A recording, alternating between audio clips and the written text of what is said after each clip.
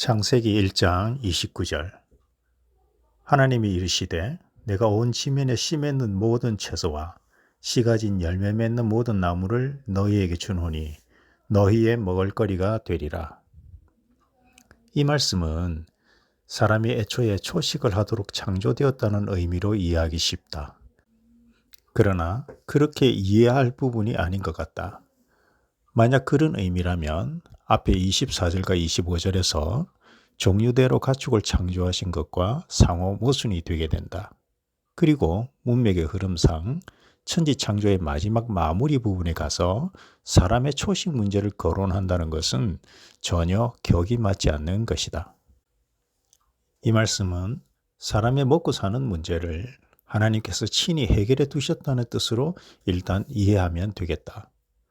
사람이 자기 먹거리를 위해 가전수고를 하지 않아도 되도록 해놓으셨다는 것이 그 1차적인 의미라고 보면 되겠다. 그런데 이것이 나중에 사람의 범죄함으로 인해 그 상황이 바뀌게 된다. 스스로의 양식을 얻기 위해 땀 흘리고 수고해야 되는 상황으로 바뀌게 되는 것이다. 그리고 그런 상황이 지금까지 이어져 오고 있다.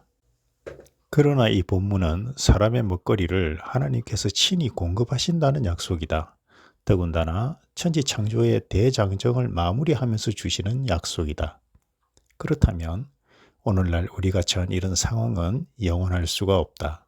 궁극적으로 하나님의 이 약속이 성취되는 상황으로 변화될 수밖에 없는 것이다. 그러므로 이 은혜의 약속과 그 예정되어 있음이 이 본문에 내재되어 있는 본질적인 의미라고 보면 되겠다. 창세기 1장 30절. 또 땅의 모든 짐승과 하늘의 모든 새와 생명이 있어 땅에 기는 모든 것에게는 내가 모든 푸른 풀을 먹을거리로 주노라 하시니 그대로 되니라. 하나님께서 모든 짐승과 새와 육지의 생명체들에게도 그 먹거리를 제공하신다. 그런데 그 허락하신 먹거리는 푸른 풀이라는 말씀이다. 이는 오늘날의 상황과 많은 차이가 있다. 지금 우리가 자연의 섭리로 받아들이고 있는 동물의 약육강식의 먹이사슬은 이 말씀과 그 간격이 매우 크다. 그렇다면 이것은 무엇을 의미하는 것인가? 이는 현재의 지구 상황이 하나님께서 태초에 계획하신 그 모습이 아니라는 것이며 이는 종국적으로 바뀌게 될 것이라는 말이 되겠다. 이 본문 역시 장차 지구에 큰 변화가 있게 될 것을 시사하고 있다.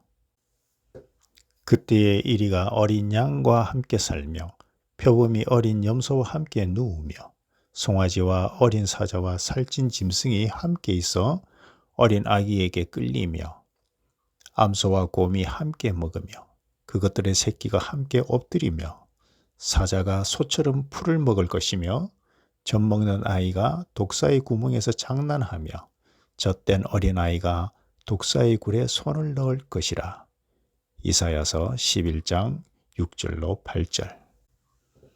창세기 1장 31절. 하나님이 지으신 그 모든 것을 보시니 보시기에 심히 좋았더라. 저녁이 되고 아침이 되니 이는 여섯째 날이니라. 하나님께서 창조의 일을 다 마치시고 그 지으신 모든 것을 보시며 심히 좋으셨다고 말씀하셨다. 참으로 크게 기쁘셨던 것 같다. 진실로 우리도 함께 기뻐할 일이다. 그런데 아담을 지으신 후 지금까지 하나님께서 심히 좋았더라고 표현하신 적이 있으셨던가? 성경은 창세기 2장 3절 이후 요한계시록에 이르기까지 하나님께서 세상을 향해 심히 좋았더라고 표현한 적이 단 한 번도 없다.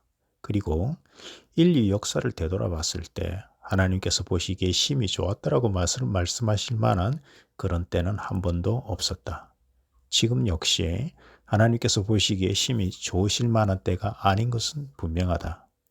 그렇다면 이 본문의 말씀도 과거의 일이 아닌 인류 미래의 일에 관한 것이라고 볼 수밖에 없겠다.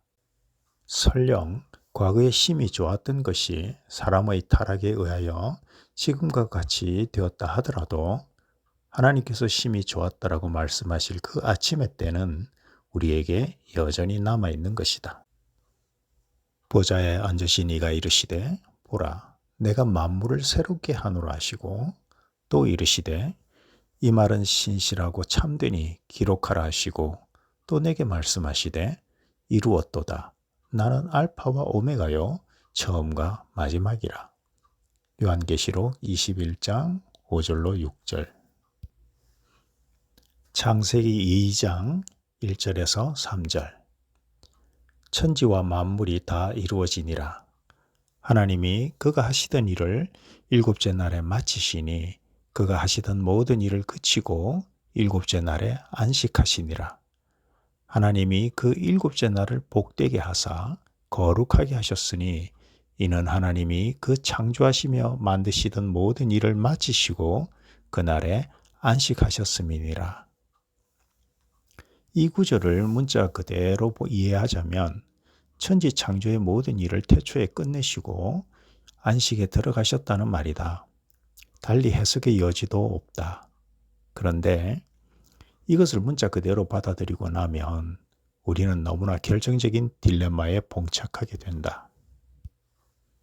하나님께서 그 하시던 일을 다 마치셨다면 이 이후에 행하신 일들은 무엇인가?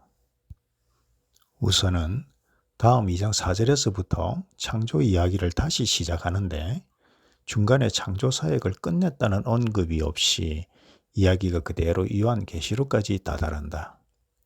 이 구절 이후 성경의 그 어디에도 하나님께서 일을 마치시고 안식에 들어가셨다고 말하는 대목이 없다. 다시 말하면 다음 4절부터의 이야기는 앞에 1장에서 언급된 첫째 날부터 여섯째 날까지 창조 이야기를 재차 상세하게 설명한다는 식의 내용이다. 그러므로 하나님께서 창조 일을 마치신 것과 안식에 들어가신 것이 태초의 일이라면 다음 2장 4절 이후 성경의 어느 부분에서는 마침내 창조 일을 끝내고 안식하셨다는 언급이 당연히 또 나왔어야 하는 것이다. 그런데 성경은 오히려 하나님께서 구약 시대와 신약 시대를 거쳐 지금까지 계속 일하고 계신다고 말하고 있다. 예수님께서도 친히 아버지께서 이제까지 일하시니 나도 일한다. 요한복음 5장 17절이라고 말씀하신다. 그렇다면 이 본문의 모든 일을 마치시고 안식하셨음이니라는 말은 문자 그대로는 명백한 모순이다. 하나님께서는 그 모든 일을 아직 마치지 않으신 것이다. 성경의 기록이 그렇다.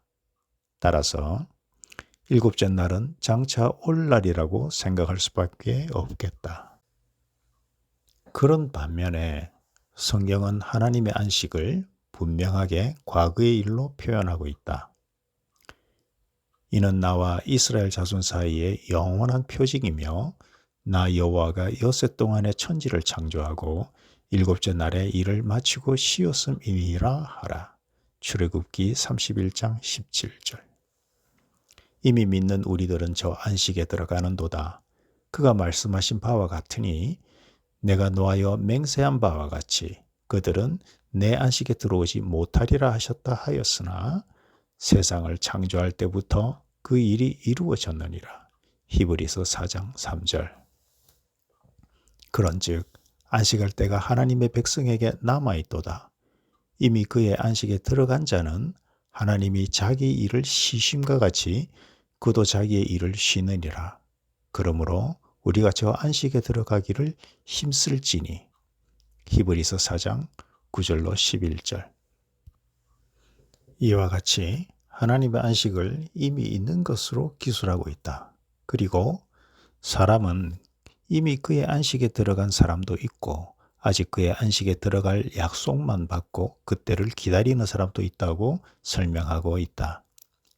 결국 일곱째 날과 하나님의 안식에 대하여 성경의 명시적인 표현은 과거인데 반해 전체적인 맥락과 현실은 그것이 미래의 일이라는 딜레마에 우리가 봉착해 있는 것이다.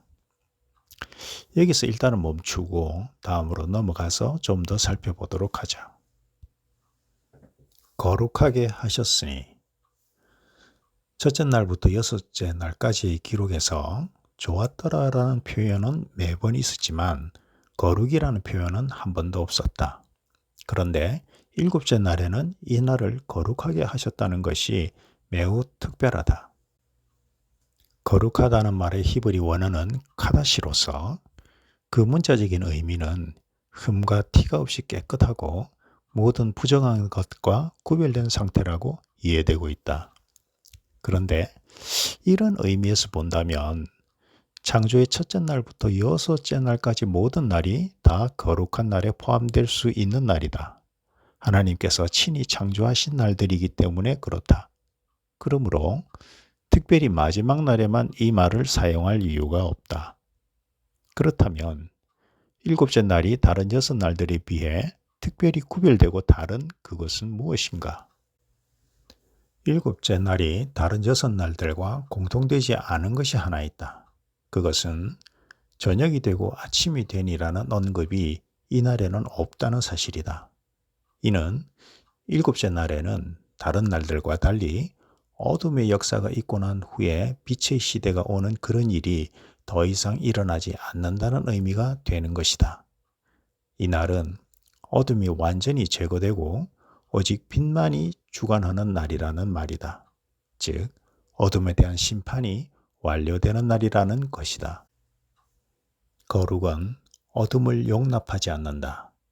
어둠과 죄가 그 뿌리까지 온전히 제거된 상태가 거룩인 것이다. 여섯째 날까지는 창조의 과정이었고, 그래서 빛의 창조 과정에서 어둠의 존재가 정한 때까지 용납이 되었으나 일곱째 날은 완전히 다른 날인 것이다. 어둠을 심판하신 날, 곧 거룩하게 하신 날이다. 그러므로 이 날은 우리에게 있어서 장차 올 날인 것이 분명하다. 하나님으로서는 이미 선포하셨으므로 이미 확정이 됐고 또 성취된 날이지만 우리로서는 약속으로 믿음으로 바라보는 미래의 그 날인 것이다. 천지창조의 모든 날들은 우리에게 있어서는 단순한 과거 몇 날의 일이 아니다. 우리가 그동안 살펴본 바와 같이 태초로부터 세상 끝날까지 진행되는 영속적인 일에 관한 것이다. 하나님은 시간을 초월해 계시는 분이시다. 그러므로 하나님께서 말씀하신 시제는 우리의 시제와 그 의미가 다르다. 사랑하는 자들아, 죽기는 하루가 천년 같고 천년이 하루 같다는 이 한 가지를 잊지 말라. 베드로후서 3장 8절. 하나님은 죽은 자를 살리시며 없는 것을 있는 것으로 부르시는 이시니라. 로마서 4장 17절. 나는 알파와 오메가요 처음과 마지막이요 시작과 마침이라. 요한계시록 22장 13절.